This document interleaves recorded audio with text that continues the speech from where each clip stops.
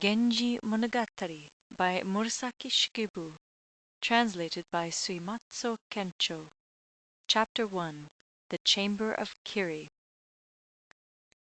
In the reign of a certain emperor, whose name is unknown to us, there was, among the Nyogo and Koyi of the imperial court, one who, though she was not of high birth, enjoyed the full tide of royal favor.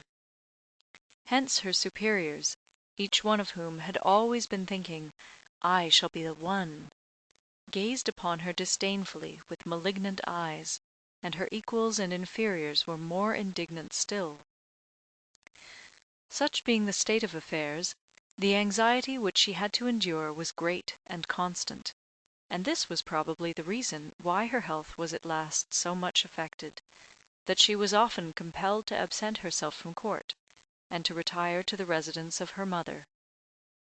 Her father, who was a dainagon, was dead, but her mother, being a woman of good sense, gave her every possible guidance in the due performance of court ceremony, so that in this respect she seemed but little different from those whose fathers and mothers were still alive to bring them before public notice.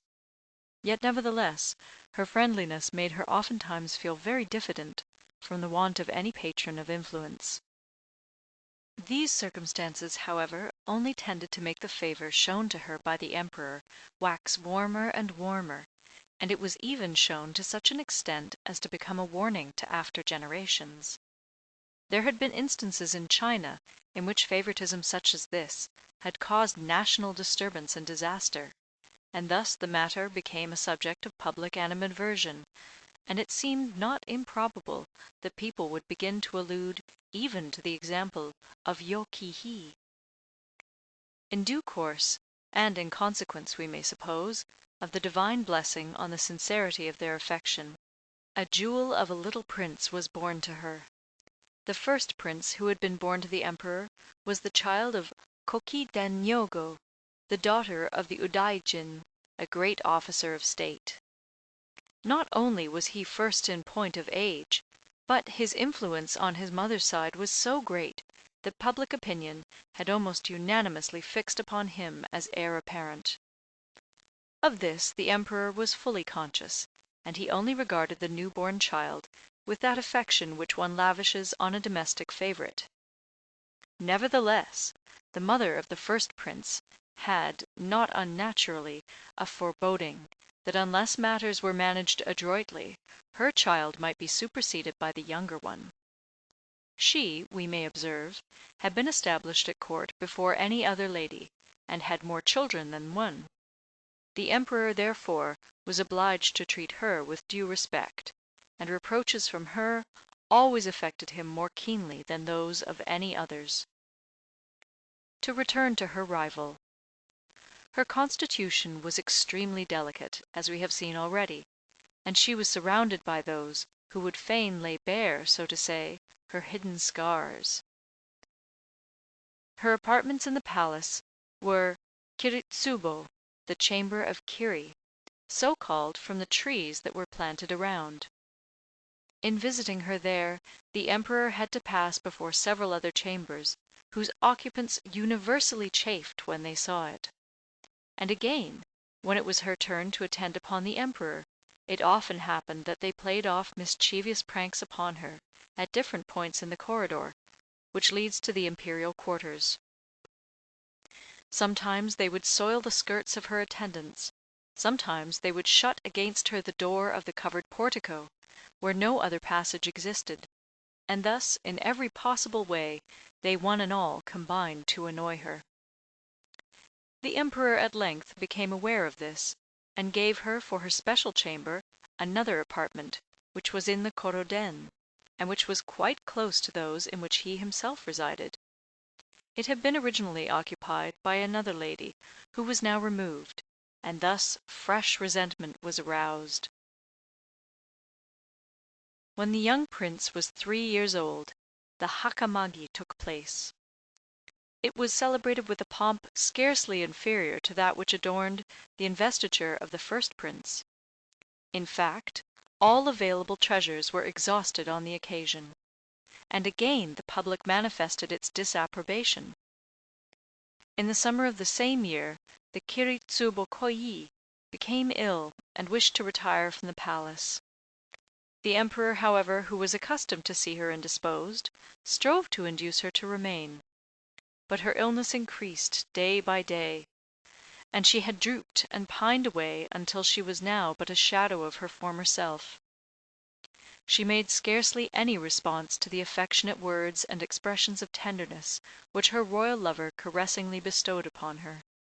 Her eyes were half closed; she lay, like a fading flower, in the last stage of exhaustion, and she became so much enfeebled that her mother appeared before the Emperor and entreated with tears that she might be allowed to leave. Distracted by his vain endeavours to devise means to aid her, the Emperor at length ordered a Teguruma to be in readiness to convey her to her own home; but even then he went to her apartment and cried despairingly, "Did not we vow that we would neither of us be either before or after the other even in travelling the last long journey of life? And can you find it in your heart to leave me now?"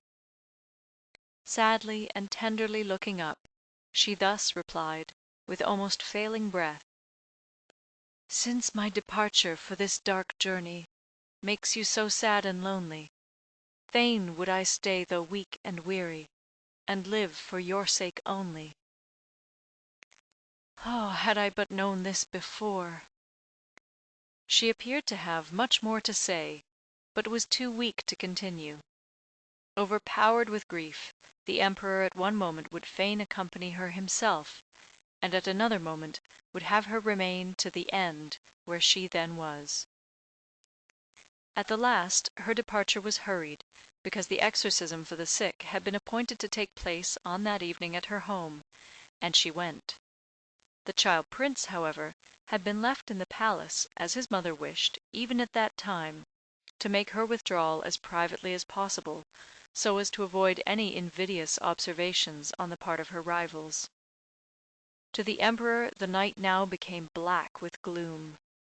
He sent messenger after messenger to make inquiries, and could not await their return with patience. Midnight came, and with it the sound of lamentation. The messenger, who could do nothing else, hurried back with the sad tidings of the truth. From that moment the mind of the Emperor was darkened, and he confined himself to his private apartments. He would still have kept with himself the young Prince now motherless, but there was no precedent for this, and it was arranged that he should be sent to his grandmother for the morning. The child, who understood nothing, looked with amazement at the sad countenances of the Emperor and of those around him.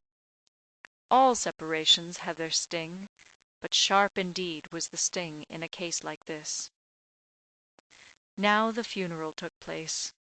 The weeping and wailing mother, who might have longed to mingle in the same flames, entered a carriage, accompanied by female mourners. The procession arrived at the cemetery of Otagi, and the solemn rites commenced.